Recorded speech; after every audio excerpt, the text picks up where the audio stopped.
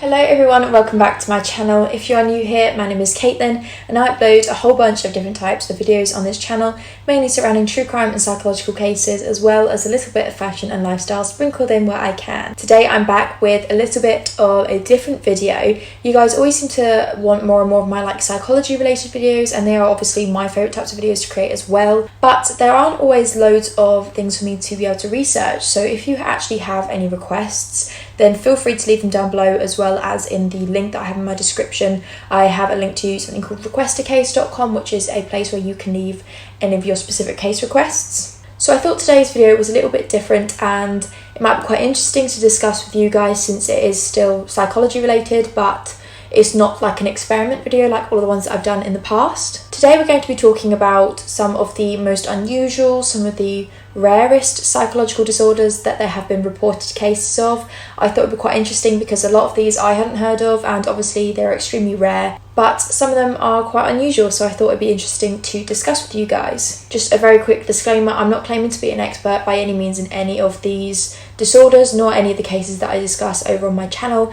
I'm simply only able to relay information that I can find myself on the internet, so I apologise if I get anything wrong, mispronounce anything, or leave anything out. I don't mean to do anyone any harm or an injustice. I don't mean to offend anyone either. I'm simply only relaying information that I have access to. And specifically for this video, I would just like to say that I'm not saying that anyone with any of the disorders are weird or anything by any means. I don't mean to offend anyone. I'm simply talking about these syndromes and disorders in the sense of they are extremely rare and not many people have heard of them. I'm just going to very quickly mention as well that in the description I have a link to my Patreon, which I have just created. So if any of you absolutely amazing angels feel like you would like to donate even just the smallest amount to help the production of these videos to make sure that I can keep making them for you guys, then my Patreon page is linked down below. It is donation only at the moment, but in the future I plan on making some sort of exclusive content and videos and things just for my patrons over there, but obviously you'll be updated when that happens. And with all that being said, I hope you guys enjoy this video and we shall just get started. The first psychological disorder I'm going to talk about is something called the Cotard Delusion, which is also sometimes known as walking corpse syndrome. Within the DSM-5, which is one of the manuals used to identify psychological disorders for professionals, Cotard Delusion is classed as a somatic delusion, meaning that it involves bodily functions. The definition of Cotard Delusion that is provided by healthline.com states that Cotard Delusion is a rare condition marked by the false belief that you or your body parts are dead, dying, or don't exist. It usually occurs with severe depression and some psychotic disorders. And one of the main symptoms that is usually displayed in alongside with Cotard Delusion is something called nihilism or nihilism. I've seen different pronunciations of it. Nihilism is the feeling or the genuine belief that nothing actually exists. Therefore, sufferers will often describe feeling as though they are dead, dying, or that they never existed in the first place. And as I'm sure you can probably work out just from that description, there is a lot of overlap with Cotard Delusion and diagnoses of depression, as the vast majority of Cotard Delusion cases list that individuals who have been diagnosed with Cotard Delusion actually display depression as a symptom. While I was doing my research for this video, the one in particular that kept popping up over and over again was something called Alice in Wonderland Syndrome, which is also known as Todd Syndrome. According to the description given by healthline.com, Alice in Wonderland Syndrome, which can also be shortened to AWS, is a rare condition that causes temporary episodes of distorted perception and disorientation. You may feel larger or smaller than you actually are. You may also find that the room you're in or the surrounding furniture seems to shift and feel further away or closer than it really is. These episodes aren't the result of a problem with your eyes or hallucination.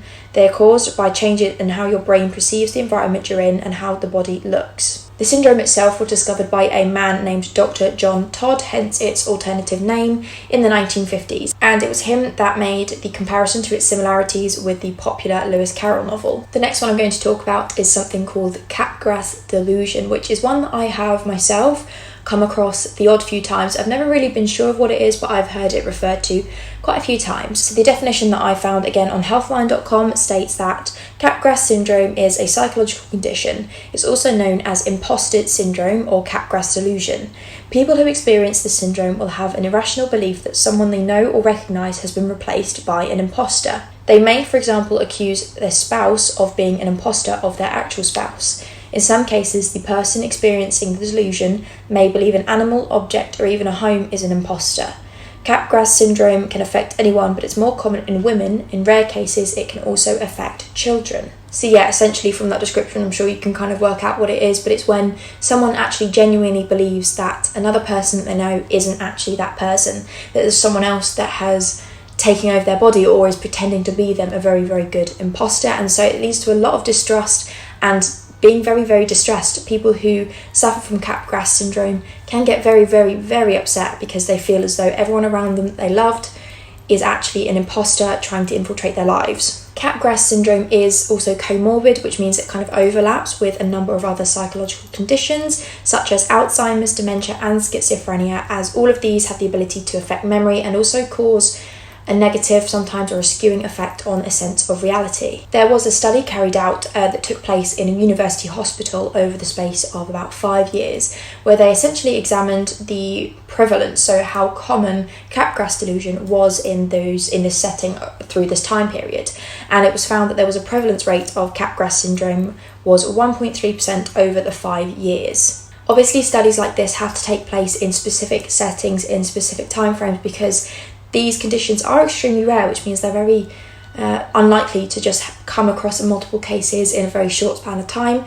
So you kind of have to be able to work out a prevalence rate by looking at a specific population, a very small population, and then ideally generalise it to a wider amount. But this percentage, so this 1.3% in this university hospital over the space of 5 years, cannot necessarily be said that in general Capgras syndrome has a prevalence rate of 1.3%, because it's not necessarily the entire population following this pattern. But nonetheless, this study in particular is really interesting, so if I can find an online link to it, I will leave it in the description below. Next up, I'm going to talk about something known as alien hand syndrome, and this one is definitely one that I myself had never heard of, and it is fascinating in my opinion. I just think it's such a strange idea and concept, and I can't imagine being a sufferer of this syndrome and actually experiencing this, because it's kind of a weird thing to imagine feeling when you're not actually feeling it, you know? So according to medicinenet.com, the definition of alien hand syndrome is the feeling that one's hand is possessed by a force outside of one's control. The syndrome typically arises after trauma to the brain, after brain surgery, or after a stroke or an infection of the brain.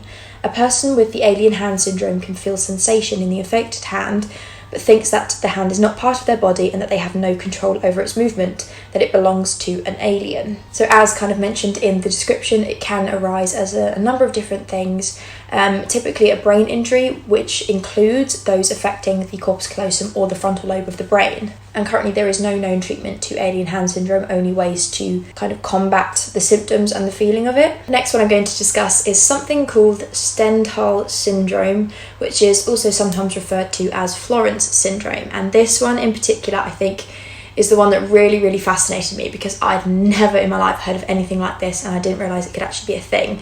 So it is fascinating that there are actual reported cases of this, and I'm sure a lot of you will agree. So according to the definition provided in Sagel's Medical Dictionary published in 2011, Stendhal Syndrome is a psychosomatic response when the victim is exposed to particularly beautiful or large amounts of art in a single place, e.g. Florence in Italy, which has a high concentration of classic works. The response can also occur when a person is overwhelmed by breathtaking natural beauty. So essentially, people suffering from Stendhal syndrome can respond in a number of different ways to witnessing these pieces of artwork, which is fascinating, but they can have anything from the feeling of vertigo, they can faint, complete confusion, even sometimes hallucinations when they're in this sort of environment, which is such a strange thing because, as it said, it's a psychosomatic response, so it's a genuine bodily response. And since the first recorded account of Stendhal syndrome, hundreds of people have claimed to be experiencing similar symptoms, specifically in a specific gallery in Florence, the Uffizi Gallery. I apologise, I probably just absolutely ruined that name. Because there were so many claims of people having this feeling inside this one particular gallery in Italy, it actually coined its own name for the locals, so they called it the tourist disease, and that kind of gives you an explanation as to why it's sometimes known as Florence Syndrome. The next one we're going to discuss, I'm not entirely sure how to pronounce, but I'm going to pronounce it as Diegan Syndrome. I apologise if I get that wrong. According to a website called medicalnewstoday.com, Diegan Syndrome happens when a person does not take care of themselves or their surroundings, leading to poor hygiene and possibly some health and social problems. It often occurs with other conditions such as dementia. People with the condition often show signs of severe self-neglect, social isolation and hoarding. They may live in unsanitary conditions. The person does not make a conscious decision to do this, and other names for Diegan syndrome includes senile or severe social breakdown syndrome, self-neglect syndrome, senile squalor syndrome, and messy house syndrome. And again, as I'm sure you can probably establish from that description, the syndrome is often used to describe or diagnose individuals who are known for hoarding extreme amounts of items, due to the home of someone with Diegan syndrome likely being very unhygienic and messy alongside their personal hygiene as well. So a lot of the time, if you see someone on TV or something who is a genuine hoarder, they can also likely be diagnosed potentially with Diegan syndrome. It's one of those kind of overlaps again, as hoarding behaviours is a common symptom within those with Diegan syndrome. So that I just thought was fascinating, that can sometimes be diagnosable people who hoard things. Next up, we're going to discuss something called clinical lycanthropy, and in the DSM-5, again, the manual that is one of the main ones used to diagnose and classify psychological disorders, clinical lycanthropy falls under the heading of cultural concepts of distress as a classification. According to medicinenet.com, clinical lycanthropy is the delusion that one has become a wolf or the werewolf transformation. So according to an article published on livescience.com, there have only been 13 cases of clinical lycanthropy since the year 1850, meaning that it is an extremely rare find to find a clinical diagnosis of lycanthropy. According to this account, there have been in total 56 accounts since 1850, with only 13 of them meeting all of the requirements to be able to clinically diagnose it as lycanthropy. And there were also many other cases in which individuals reported feeling as though they were transforming into other forms of animals, including dogs and snakes and pretty much everything under the sun. But yeah, I just thought that was, again, fascinating that is extremely rare, but it is still a clinical finding that there are people that can be diagnosed with a syndrome that makes them genuinely believe that they are transitioning into a werewolf or that they are a wolf. And finally, the last psychological disorder that we're going to discuss is something called Freud Syndrome. According to a specific publication that I'll have on the screen and link below if I can find it, I can't pronounce the name, I'm so sorry. But according to this publication, Freud Syndrome is the delusional belief that one or more familiar persons, usually persecutors following the patient, repeatedly change their appearance. The syndrome has often been discussed as a variant of the Capgras Syndrome, which obviously I mentioned previously, but these two syndromes have different phenomenological structures and age and sex distribution. As suggested in the description, it's very similar, sometimes considered a lot of similarities really, to Capgras Syndrome, which obviously I mentioned previously, and essentially it's a rare disorder in which the individual shares a genuine belief that a number of people are really the same person who has the ability to constantly change how they look. So this doesn't have its own kind of classification, it isn't its own thing within diagnostic manuals, however it falls under a kind of wider term, so it falls under the delusional misidentification syndrome classification, and it is again extremely rare, but it's not unheard of. So that is everything I'm going to talk about today. I hope you guys found this a little bit interesting. Obviously it's a little bit of a different video, but I thought it was quite interesting to just kind of briefly go over these different disorders. Obviously there isn't loads for me to talk about because I'm not an expert and I don't know anyone personally who suffers from any of these disorders, but I just thought it was interesting to discuss some of the perhaps lesser known psychological disorders that there have been reported cases of. So I hope you guys found this interesting. Let me know down below if you have any ideas or requests or anything for psychological videos or even just true crime videos, but like I said, psychology videos are obviously my favourite thing to create videos on, but I do struggle a lot of the time with inspiration of what to make, so let me know any of your thoughts down below. I hope you found this interesting. Thank you so much for watching, and I will see you guys very soon for another video. Thanks for watching. Bye.